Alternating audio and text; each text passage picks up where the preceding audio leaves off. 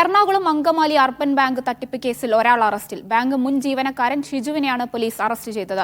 ഭരണസമിതി അംഗങ്ങളും ജീവനക്കാരും ചേർന്ന് 100 കോടി തട്ടിയതായി സഹകരണ വകുപ്പ് കണ്ടെത്തിയിരുന്നു.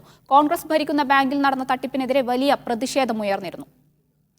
വിവരങ്ങളുമായി റിനു ശ്രീധർ ചേരുന്നുണ്ട്. റിനു, ഏറെ വിവാദമുണ്ടായ കേസാണ് അർബൻ ബാങ്ക് തട്ടിപ്പ്. ഇപ്പോൾ കേസിലെ എത്രാമത്തെ പ്രതിയാണ് അറസ്റ്റിലായത്?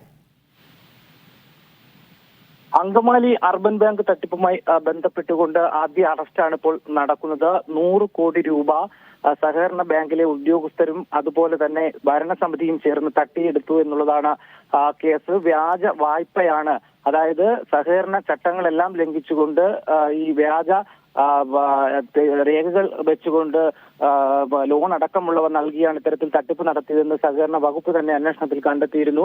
തുടർന്ന് സഹകരണ വകുപ്പ് മന്ത്രിയാണ് ഇത്തരത്തിൽ അന്വേഷണത്തിന് ഉത്തരവിട്ടതും പോലീസ് കേസെടുക്കുകയും ചെയ്തത്. ഇതിലാണ് ആദ്യം ഒരു അറസ്റ്റ് ഉണ്ടായിരിക്കുന്നത്.